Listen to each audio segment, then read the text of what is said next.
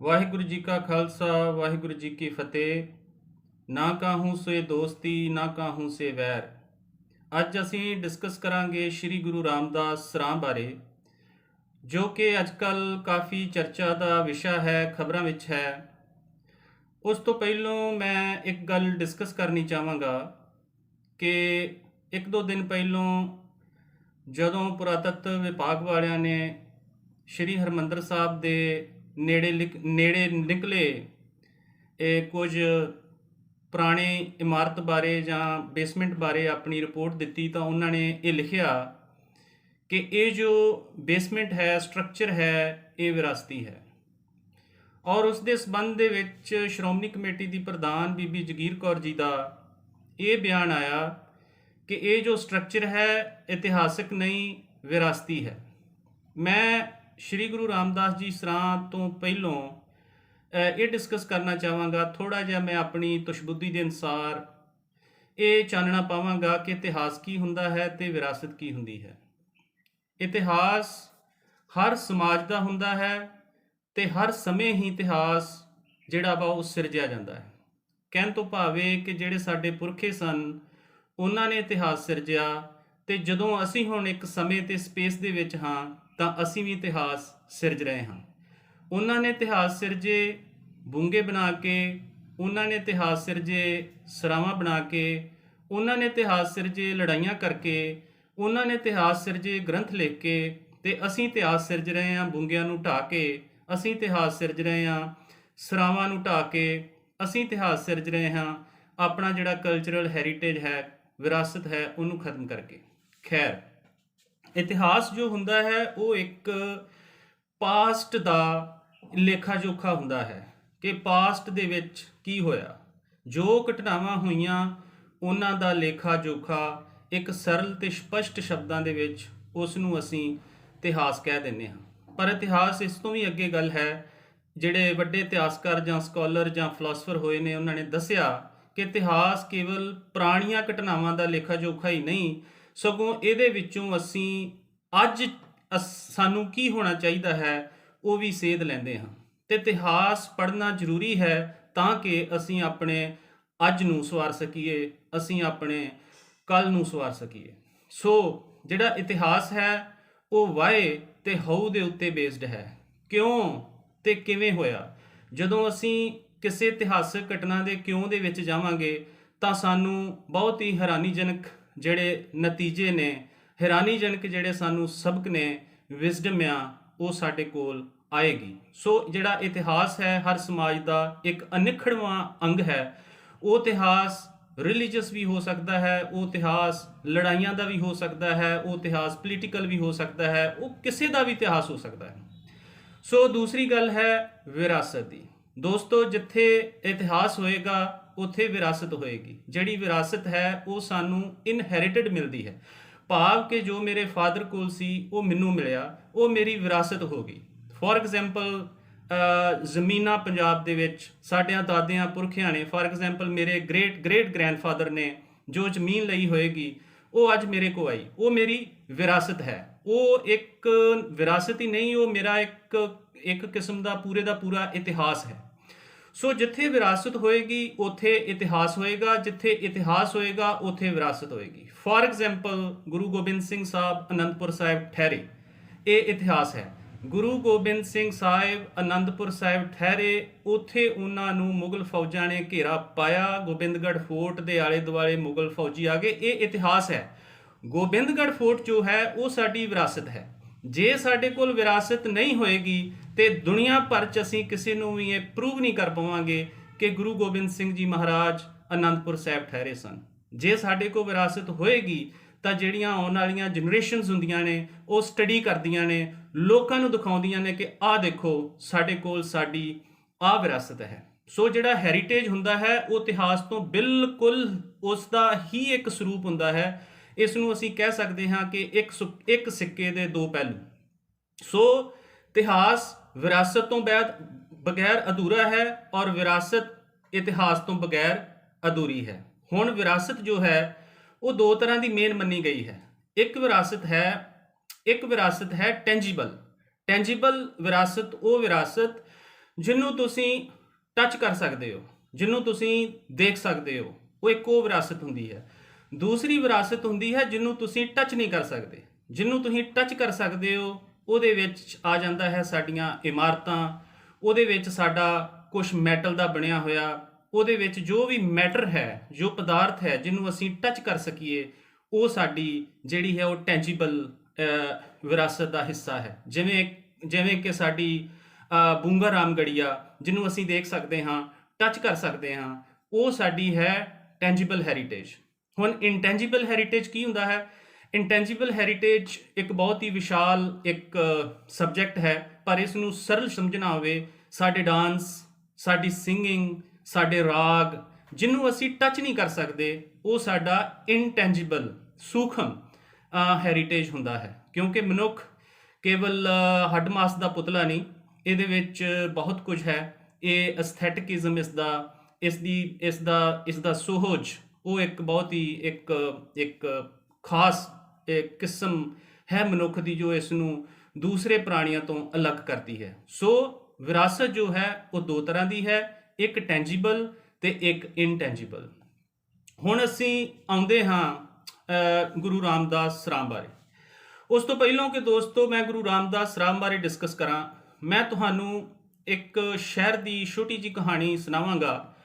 ਉਸ ਸ਼ਹਿਰ ਦਾ ਨਾਮ ਹੈ ਵਾਰਸਾ, ਪੋਲੈਂਡ ਦੀ ਰਾਜਧਾਨੀ ਹੈ। 1939 ਦੇ ਵਿੱਚ ਵਾਰਸਾ ਸ਼ਹਿਰ, ਜੋ ਕਿ ਬਹੁਤ ਪੁਰਾਣਾ ਓਲਡ ਪਾਰਟ ਆਫ ਵਾਰਸਾ, ਜਿਹੜਾ ਸੀ, ਨਾਜ਼ੀਆਂ ਨੇ ਨੈਸਤੋ ਨਬੂਦ ਕਰ ਦਿੱਤਾ, ਉਸ ਨੂੰ ਡਿਮੋਲਿਸ਼ ਕਰ ਦਿੱਤਾ। 80% ਜਿਹੜੀਆਂ ਪੁਰਾਣੀਆਂ ਬਿਲਡਿੰਗ ਸਨ, ਉਹ ਉਹਨਾਂ ਨੇ ਉਸ ਨੂੰ ਖਤਮ ਕਰ ਦਿੱਤਾ, ਢਹਿ ਕਰ ਦਿੱਤਾ, ਰਬਲਸ ਦੇ ਵਿੱਚ ਚੇਂਜ ਕਰ ਦਿੱਤਾ। ਉਸ ਤੋਂ ਬਾਅਦ ਜਿਹੜੇ ਪੋਲਿਸ਼ ਲੋਕ ਸਨ ਇਕੱਠੇ ਹੋਏ, ਉਹਨਾਂ ਨੇ ਕਿਹਾ ਕਿ ਇਹ ਜਿਹੜੀ ਸਿਟੀ ਹੈ ਵਾਰਸਾ, ਇਹਨੂੰ ਨਵਾਂ ਬਣਾ ਦਿੱਤਾ ਜਾਵੇ। ਪਰ ਕੁਝ ਲੋਕਾਂ ਨੇ ਕਿਹਾ ਨਹੀਂ, ਇਹਨੂੰ ਨਵਾਂ ਨਾ ਬਣਾਓ, ਜਿਸ ਤਰ੍ਹਾਂ ਕੋਈ ਬਿਲਡਿੰਗ ਢੱਠੀ ਹੈ ਉਹਨੂੰ ਉਸੇ ਤਰ੍ਹਾਂ ਰਹਿਣ ਦਿਓ, ਤਾਂ ਕਿ ਜਿਹੜੀਆਂ ਸਾਡੀਆਂ ਆਉਣ ਵਾਲੀਆਂ ਜਨਰੇਸ਼ਨ ਸਨ ਉਹ ਦੇਖ ਸਕਣ। ਫਿਰ ਇੱਕ ਗਰੁੱਪ ਆਇਆ, ਉਹਨਾਂ ਕਿਹਾ ਨਹੀਂ, ਇਸ ਨੂੰ ਸਾਨੂੰ ਦੁਬਾਰਾ ਉਸੇ ਹੀ ਸੂਰਤ ਦੇ ਵਿੱਚ, ਉਸੇ ਹੀ ਇਮੇਜ ਦੇ ਵਿੱਚ, ਸ਼ੇਪ ਦੇ ਵਿੱਚ ਬਣਾਉਣਾ ਚਾਹੀਦਾ ਹੈ। ਉਹ ਫੈਸਲਾ ਹੋਇਆ ਕਿ ਹਾਂ, ਜਿਹੜਾ ਮੈਟਰ, ਜਿਹੜਾ ਮਟੀਰੀਅਲ, ਪਦਾਰਥ ਜਿਹੜੇ ਬਿਲਡਿੰਗਾਂ 'ਚੋਂ ਥੱਲੇ ਧਰਤੀ ਤੇ ਡਿੱਗੇ ਨੇ, ਬੰਬਾਂ ਨੇ ਡਿੱਗੇ ਨੇ, ਉਹਨਾਂ ਨੂੰ ਹੀ ਯੂਜ਼ ਕਰਕੇ ਸੇਮ ਸਰੂਪ ਦੇ ਵਿੱਚ ਜਿਹੜਾ ਸ਼ਹਿਰ ਆ ਉਹਨੂੰ ਬਣਾਇਆ ਜਾਏ। ਫੈਸਲਾ ਹੋ ਗਿਆ। ਹੁਣ ਸ਼ਹਿਰ ਬਣਾਇਆ ਕਿਸ ਤਰ੍ਹਾਂ ਜਾਵੇ? ਇੰਟਰਸਟਿੰਗ ਗੱਲ, 1722 ਦੇ ਵਿੱਚ ਪੋਲੈਂਡ ਦਾ ਇੱਕ ਬੜਾ ਵੱਡਾ ਪੇਂਟਰ ਹੋਇਆ, ਉਹਦਾ ਨਾਮ ਸੀ ਜਰਾਰਡੋ ਬੈਲੋਟੋ। ਉਹਨੇ ਪੇਂਟਿੰਗਸ ਬਣਾਈਆਂ ਸੀ ਵਾਰਸਾ ਸ਼ਹਿਰ ਦੇ ਉੱਤੇ, ਖੂਬਸੂਰਤ ਪੇਂਟਿੰਗਸ ਬਣਾਈਆਂ ਸੀ। ਤੇ ਜਦੋਂ ਬੰਬਾਰਡਮੈਂਟ ਹੋ ਰਹੀ ਸੀ ਤਾਂ ਉੱਥੇ ਇੱਕ ਸਕਾਲਰ ਸੀ ਤੇ ਉਹਨੇ ਲਿਖਿਆ ਸੀ ਅਖਬਾਰ ਦੇ ਵਿੱਚ ਕਿ ਸਭ ਤੋਂ ਵੱਡੀ ਟੈਨਸ਼ਨ, ਸਭ ਤੋਂ ਵੱਡੀ ਜਿਹੜੀ ਮੇਰੀ ਜਿਹੜੀ ਟੈਨਸ਼ਨ ਹੈ ਉਹ ਇਹ ਹੈ ਕਿ ਬੈਲੋਟੋ ਦੀਆਂ ਜਿਹੜੀਆਂ ਪੇਂਟਿੰਗਸ ਨੇ ਉਹਨਾਂ ਨੂੰ ਕੁਝ ਨਾ ਹੋਵੇ ਇਸ ਬੰਬਾਰੀ ਦੇ ਵਿੱਚ, ਔਰ ਰੱਬ ਦੀ ਕਰਨੀ ਕਿ ਉਹ ਪੇਂਟਿੰਗਸ ਜਿਹੜੀਆਂ ਸਨ ਮਹਿਫੂਜ਼ ਰਹੀਆਂ ਸਨ। ਦੋਸਤੋ, ਤੁਸੀਂ ਹੈਰਾਨ ਹੋਵੋਗੇ ਕਿ ਵਾਰਸਾ ਸ਼ਹਿਰ ਨੂੰ ਰੀਕਨਸਟਰਕਟ ਕੀਤਾ ਗਿਆ ਹੂਬਹੂ ਜਿਸ ਤਰ੍ਹਾਂ ਉਹ ਯੰਗ ਤੋਂ ਪਹਿਲਾਂ ਸੀ, ਔਰ ਉਹਨੂੰ ਬਣਾਉਣ ਦਾ ਜੋ ਸੋਰਸ ਬਣਿਆ ਉਹ ਬੈਲੋਟੋ ਦੀਆਂ ਪੇਂਟਿੰਗਸ ਬਣੀਆਂ। ਪੇਂਟਿੰਗਸ ਨੂੰ ਦੁਨੀਆ ਭਰ ਦੇ ਉਹਨਾਂ ਨੇ ਆਰਕੀਟੈਕਟ, ਪੋਲੈਂਡ ਦੇ ਖੁਦ ਦੇ ਆਰਕੀਟੈਕਟ, ਕੰਜ਼ਰਵੇਸ਼ਨਿਸਟ, ਸਾਇੰਟਿਸਟ ਸੱਦੇ, ਉਹਨਾਂ ਨੇ ਖੰਗਾਲਿਆ, ਉਹਨਾਂ ਦਾ ਐਨਾਲਿਸਿਸ ਕੀਤਾ, ਉਹਨਾਂ ਨੇ ਦੁਬਾਰਾ ਸੇਮ ਹੂਬਹੂ ਵਾਰਸਾ ਜਿਸ ਤਰ੍ਹਾਂ ਦਾ ਯੰਗ ਤੋਂ ਪਹਿਲਾਂ ਸੀ ਉਹਨਾਂ ਨੇ ਖੜਾ ਕਰਕੇ ਵਿਖਾ ਦਿੱਤਾ। ਅੱਜ ਉਹ ਯੂਨੈਸਕੋ ਹੈਰੀਟੇਜ ਹੈ। ਉਹਨਾਂ ਬਿਲਡਿੰਗਸ ਨੂੰ ਅੱਜ ਕੋਈ ਟੱਚ ਨਹੀਂ ਕਰ ਸਕਦਾ। ਦੁਨੀਆ ਭਰ ਦਾ ਟੂਰਿਸਟ ਜਿਹੜਾ ਆਣ ਕੇ ਉੱਥੇ ਦੇਖਦਾ ਹੈ ਔਰ ਨਾਜ਼ੀਆਂ ਨੂੰ ਥੂ ਕਰਦਾ ਹੈ ਔਰ ਪੋਲੈਂਡ ਦੇ ਲੋਕਾਂ ਨੂੰ ਸ਼ਾਬਾਸ਼ ਦਿੰਦਾ ਹੈ ਕਿ ਵਾਹ, ਕਮਾਲ ਕਰ ਦਿੱਤੀ ਹੈ। ਦੂਜੀ ਗੱਲ, ਆਸਟ੍ਰੇਲੀਆ, ਸਾਰੇ ਜਣੇ ਜਾਣਾ ਚਾਹੁੰਦੇ ਆਸਟ੍ਰੇਲੀਆ, ਔਰ ਆਸਟ੍ਰੇਲੀਆ ਦਾ ਇੱਕ ਸ਼ਹਿਰ ਹੈ ਪਰਥ। ਪਰਥ ਦੇ ਵਿੱਚ ਜਿਹੜੀ ਸਭ ਤੋਂ ਓਲਡੈਸਟ ਬਿਲਡਿੰਗ ਹੈ, ਤੁਸੀਂ ਹੈਰਾਨ ਹੋਵੋਗੇ ਕਿ ਉਹ 1836 ਦੇ ਵਿੱਚ ਬਣੀ ਹੈ। ਤੇ ਸਾਡਾ ਤੇ ਇਤਿਹਾਸ ਹੀ 5000 ਸਾਲ ਪੁਰਾਣਾ। ਇੰਡਸ ਵੈਲੀ ਸਿਵਲਾਈਜੇਸ਼ਨ ਕਿੱਥੋਂ ਸਟਾਰਟ ਹੁੰਦੀ ਹੈ। ਔਰ ਸਾਡੇ ਵਾਸਤੇ ਇੱਕ ਹੈਰਾਨੀਜਨਕ ਗੱਲ, ਸਾਡੇ ਵਾਸਤੇ ਇੱਕ ਸਾਡੀ ਇਹ ਤਰਾਸਦੀ ਕਹਿ ਲਓ ਕਿ ਐਡਾ ਵੱਡਾ ਇਤਿਹਾਸ, ਔਰ ਅਸੀਂ ਉਹਨੂੰ ਮਾਡਰਨਿਟੀ ਦੇ ਨਾਂ 'ਤੇ, ਉਸ ਨੂੰ ਅਸੀਂ ਆਧੁਨਿਕਤਾ ਦੇ ਨਾਂ 'ਤੇ ਖਤਮ ਕਰਨ ਜਾ ਰਹੇ ਹਾਂ। ਸੋ ਹੁਣ ਮੈਂ ਆਉਂਦਾ ਹਾਂ ਸ਼੍ਰੀ ਗੁਰੂ ਰਾਮਦਾਸ ਸਰਾਂ ਵੱਲ। ਸ਼੍ਰੀ ਗੁਰੂ ਰਾਮਦਾਸ ਸਰਾਂ ਕਿਉਂਕਿ ਅੰਮ੍ਰਿਤਸਰ ਜਿਹੜਾ ਹੈ ਉਹ ਇੱਕ ਕਨਸੈਪਟ ਹੈ। ਅੰਮ੍ਰਿਤਸਰ ਇੱਕ ਮਾਡਰਨ ਵਰਲਡ ਦੀ ਮਾਡਰਨ ਸਿਵਲਾਈਜੇਸ਼ਨ ਦਾ ਧੁਰਾ ਬਣ ਸਕਦਾ ਹੈ ਜੇ ਇਸ ਨੂੰ ਸਿੱਖ ਸਕਾਲਰਸ ਪ੍ਰੋਪਰਲੀ ਵਰਲਡ ਦੇ ਸਾਹਮਣੇ ਰੱਖਣ। ਸਭ ਤੋਂ ਪਹਿਲੀ ਗੱਲ ਕਿ it is a most welcoming city in the world. ਸਭ ਤੋਂ ਵੱਧ ਕਿਸੇ ਨੂੰ ਜੇ ਕੋਈ ਵੈਲਕਮ ਕਰਦੀ ਹੈ ਸਿਟੀ ਇਸ ਵੇਲੇ ਸੰਸਾਰ 'ਚ, ਤੇ ਉਹ ਹੈ Shri Amritsar Sahib. Free food, free accommodation. ਔਰ ਅੱਜ ਨਹੀਂ, ਸ਼੍ਰੀ ਗੁਰੂ ਸਾਹਿਬ ਦੇ ਵੇਲੇ ਤੋਂ ਇਹ ਜਿਹੜੀ ਰੀਤ ਚੱਲੀ ਆ, ਮੁੜ ਕੇ ਉਹ ਬੂੰਗਿਆਂ 'ਚ ਤਬਦੀਲ ਹੋਈ, ਬੂੰਗੇ ਢਾਹ ਦਿੱਤੇ ਗਏ ਤੇ ਉਹ ਫਿਰ ਸਰਾਵਾਂ ਦੇ ਵਿੱਚ ਤਬਦੀਲ ਹੋਈ। ਸੋ ਜਿਹੜੀ ਸ਼੍ਰੀ ਗੁਰੂ ਰਾਮਦਾਸ ਸਰਾਂ ਹੈ ਇਹ ਬੂੰਗਿਆਂ ਤੋਂ ਬਾਅਦ ਪਹਿਲੀ ਸਰਾਂ ਹੈ। ਔਰ ਦੂਜੀ ਗੱਲ, ਇਹਦਾ ਜਿਹੜਾ ਆਰਕੀਟੈਕਚਰ ਹੈ ਇਹ ਕਲੋਨੀਅਲ ਤੇ ਸਿੱਖ ਆਰਕੀਟੈਕਚਰ ਦਾ ਮਿਸ਼ਰਣ ਹੈ ਜੋ ਇਸ ਨੂੰ ਖੂਬਸੂਰਤੀ ਬਖਸ਼ਦਾ ਹੈ। ਜੇ ਤੁਸੀਂ ਜਾ ਕੇ ਦੇਖੋ ਸ਼੍ਰੀ ਗੁਰੂ ਰਾਮਦਾਸ ਸਰਾਂ ਨੂੰ, ਤੇ ਉਹਦੇ ਵਿੱਚ ਜਿੱਥੇ ਤੁਹਾਨੂੰ ਕਲੋਨੀਅਲ ਟੱਚ ਮਿਲੇਗੀ ਉੱਥੇ ਸਿੱਖ ਆਰਕੀਟੈਕਚਰ ਦੀ ਟੱਚ ਮਿਲੇਗੀ, ਔਰ ਉੱਥੇ ਇੱਕ ਰਾਜਪੂਤਾਨਾ ਸਟਾਈਲ ਦੀ ਟੱਚ ਮਿਲੇਗੀ। ਔਰ ਇਹ ਇਸੇ ਕਰਕੇ ਇਸ ਬਿਲਡਿੰਗ ਨੂੰ ਖੂਬਸੂਰਤ ਬਣਾਉਂਦਾ। 1931 ਦੇ ਵਿੱਚ ਇਹ ਬਿਲਡਿੰਗ ਬਣੀ ਆ। ਐਗਜ਼ੈਕਟ ਆਫਟਰ 10 ਇਅਰਸ ਇਹ ਸਾਡੀ ਜਿਹੜੀ ਆ ਵਿਰਾਸਤੀ ਬਿਲਡਿੰਗ ਹੋ ਜਾਏਗੀ ਐਜ਼ ਪਰ ਜੋ ਸਾਡਾ ਕਾਨੂੰਨ ਹੈ ਭਾਰਤ ਸਰਕਾਰ ਦਾ ਜਾਂ ਵਰਲਡ ਹੈਰੀਟੇਜ ਯੂਨੈਸਕੋ ਦਾ, ਕਿ ਜੋ ਵੀ 100 ਸਾਲ ਪੁਰਾਣੀ ਬਿਲਡਿੰਗ ਹੈ ਉਹ ਆਪਣੇ ਆਪ ਵਿਰਾਸਤੀ ਬਿਲਡਿੰਗ ਹੋ ਜਾਂਦੀ ਹੈ। ਔਰ ਇੱਕ ਲਾਅ ਹੈ ਕਿ ਉਸ ਨੂੰ ਕੋਈ ਵੀ ਢਾਹ ਨਹੀਂ ਸਕਦਾ, ਉਹ ਤੁਹਾਨੂੰ ਗਵਰਨਮੈਂਟ ਦੀ ਮਨਜ਼ੂਰੀ ਲੈਣੀ ਪਏਗੀ। ਸੋ ਸ਼੍ਰੀ ਗੁਰੂ ਰਾਮਦਾਸ ਸਰਾਂ ਜਿਹੜੀ ਹੈ ਉਹ ਇੱਕ ਇਕੱਲੀ ਸਰਾਂ ਹੀ ਨਹੀਂ, ਉਹ ਸਾਡਾ ਇਤਿਹਾਸ ਹੈ, ਉਹ ਸਾਡੇ ਇਮੋਸ਼ਨਸ ਹਨ। ਕਿਹੜੇ ਇਮੋਸ਼ਨਸ? ਲੋਕਾਂ ਨੂੰ ਵੈਲਕਮ ਕਰਨ ਦੇ, ਸੰਗਤ ਨੂੰ ਵੈਲਕਮ ਕਰਨ ਦੇ। ਔਰ ਇਸ ਸਰਾਂ ਨੇ ਇੱਕ ਬਹੁਤ ਹੀ ਅਹਿਮ ਪੀਰੀਅਡ ਦੇਖਿਆ ਹੈ ਜਿਸ ਨੂੰ ਅਸੀਂ 1984 ਕਰਕੇ ਜਾਣਦੇ ਹਾਂ, ਕਿ ਜਦੋਂ ਇਸ ਦੇ ਵਿੱਚ ਫੌਜ ਜਾਂਦੀ ਹੈ, ਉੱਥੇ ਸੰਗਤ ਹੈ, ਕਿਸ ਤਰ੍ਹਾਂ ਉੱਥੇ ਅੰਨ੍ਹੇਵਾਹ ਜਿਹੜੀਆਂ ਨੇ ਗੋਲੀਆਂ ਚਲਾਈਆਂ ਜਾਂਦੀਆਂ ਹਨ। ਸੋ ਇਹਨਾਂ ਸਾਰੀਆਂ ਗੱਲਾਂ ਨੂੰ ਧਿਆਨ ਵਿੱਚ ਰੱਖ ਕੇ ਮੈਂ ਸਮਝਦਾ ਹਾਂ ਕਿ ਜਿਹੜੀ ਗੁਰੂ ਰਾਮਦਾਸ ਸਰਾਂ ਹੈ ਇਹ ਸਾਡੇ ਸਿੱਖ ਹੈਰੀਟੇਜ ਦਾ, ਸਾਡੀ ਸਿੱਖ ਵਿਰਾਸਤ ਦਾ ਔਰ ਇਤਿਹਾਸ ਦਾ ਇੱਕ ਬਹੁਤ ਹੀ ਅਹਿਮ ਅੰਗ ਹੈ। ਸਰਾਵਾਂ ਤੁਸੀਂ ਜਿੰਨੀਆਂ ਮਰਜ਼ੀ ਬਣਾਓ, ਅੰਮ੍ਰਿਤਸਰ ਜੋ ਹੈ ਉਹ ਇੱਕ, ਤੁਸੀਂ ਹੈਰਾਨ ਹੋਵੋਗੇ ਕਿ ਅੰਮ੍ਰਿਤਸਰ ਇੱਕ ਵਾਕਿੰਗ ਫਰੈਂਡਲੀ ਸਿਟੀ ਹੈ। ਜਦੋਂ ਤੁਸੀਂ ਪੁਰਾਣੇ ਸ਼ਹਿਰ ਦੇ ਵਿੱਚ ਗਲੀਆਂ ਦੇ ਵਿੱਚ ਜਾਂਦੇ ਹੋ, ਉੱਥੇ ਤੁਸੀਂ ਪੈਦਲ ਚੱਲ ਕੇ ਜ਼ਿਆਦਾ ਸੌਖੇ ਹੁੰਦੇ ਹੋ ਬਜਾਏ ਰਿਕਸ਼ੇ ਦੇ, ਬਜਾਏ ਸਕੂਟਰ ਦੇ। ਕਾਰ ਤਾਂ ਵੈਸੇ ਹੀ ਪੁਰਾਣੇ ਸ਼ਹਿਰ ਦੇ ਵਿੱਚ ਜਾ ਹੀ ਨਹੀਂ ਸਕਦੀ। ਔਰ ਅੰਮ੍ਰਿਤਸਰ ਦੇ 12 ਗੇਟ ਹਨ, 13ਵਾਂ ਹਾਲ ਗੇਟ ਹੈ। ਕਿਸੇ ਵੀ ਗੇਟ ਤੋਂ ਤੁਸੀਂ ਸਟਾਰਟ ਕਰੋ, 15 ਮਿੰਟ ਤੋਂ ਵੱਧ ਨਹੀਂ ਲੱਗਦੇ ਸ਼੍ਰੀ ਹਰਿਮੰਦਰ ਸਾਹਿਬ ਪਹੁੰਚਣ ਲੱਗਿਆ। ਔਰ ਸਾਡੇ ਕੋਲ ਬੇਸ਼ੁਮਾਰ ਜ਼ਮੀਨ ਪਈ ਹੈ 12 ਗੇਟਾਂ ਦੇ ਬਾਰ-ਬਾਰ, ਜਿੱਥੇ ਅਸੀਂ ਬਹੁਤ ਹੀ ਖੂਬਸੂਰਤ ਅਲਟਰਾ ਮਾਡਰਨ ਜਿਹੜੀਆਂ ਸਰਾਵਾਂ ਨੇ ਉਹ ਅਸੀਂ ਕ੍ਰੀਏਟ ਕਰ ਸਕਦੇ ਹਾਂ, ਬਣਾ ਸਕਦੇ ਹਾਂ। ਔਰ ਇੱਕ ਵੱਡਾ ਮੈਸੇਜ ਹੋਏਗਾ ਸਾਰੀ ਹਿਊਮੈਨਿਟੀ ਨੂੰ, ਸਾਰੇ ਵਰਲਡ ਨੂੰ, ਕਿ ਅੰਮ੍ਰਿਤਸਰ ਜਿਹੜਾ ਹੈ ਉਹ ਸਾਡਾ ਵੈਰੀ ਵੈਲਕਮਿੰਗ ਸਿਟੀ। ਦੂਸਰੀ ਗੱਲ ਜਿਹੜੀ ਹੈ, ਜੋ ਵੱਡਾ ਕੰਸਰਨ ਹੈ, ਜੋ ਯੂਨੈਸਕੋ ਨੇ ਵੀ ਜਤਾਇਆ ਹੈ, ਉਹਨਾਂ ਦੇ ਜਿਹੜੇ ਸਾਇੰਟਿਸਟ ਆਉਂਦੇ ਹਨ ਸ਼ਹਿਰ ਦੇ ਵਿੱਚ, ਉਹ ਸਭ ਤੋਂ ਵੱਡਾ ਜਿਹੜਾ ਖਤਰਾ ਹੈ ਹਰਿਮੰਦਰ ਸਾਹਿਬ ਨੂੰ, ਉਹ ਦੱਸਦੇ ਹਨ ਕਿ ਪੋਲਿਊਸ਼ਨ ਦਾ ਸਭ ਤੋਂ ਵੱਡਾ ਖਤਰਾ ਹੈ। ਇਹ ਸ਼੍ਰੋਮਣੀ ਕਮੇਟੀ ਦੇ ਅਧਿਕਾਰੀ ਭਲੀ ਭਾਂਤ ਜਾਣਦੇ ਹਨ। ਸੋ ਸਾਡਾ ਇਸ ਵੇਲੇ ਜਿਹੜਾ ਫਰਜ਼ ਹੈ ਉਹ ਹੈ ਸ਼੍ਰੀ ਗੁਰੂ ਹਰਿਮੰਦਰ ਸਾਹਿਬ ਨੂੰ, ਸ਼੍ਰੀ ਦਰਬਾਰ ਸਾਹਿਬ ਜੀ ਨੂੰ ਪੋਲਿਊਸ਼ਨ ਤੋਂ ਬਚਾਉਣਾ। ਜਿਹੜਾ ਗੋਲਡ ਹੈ ਜਾਂ ਜਿਹੜਾ ਮਾਰਬਲ ਹੈ ਔਰ ਜਿਹੜਾ ਟੋਟਲ ਇਨਵਾਇਰਨਮੈਂਟ ਹੈ ਉਸ ਦੀ ਹਵਾ ਦਾ ਸ਼ੁੱਧੀਕਰਨ ਕਰਨਾ।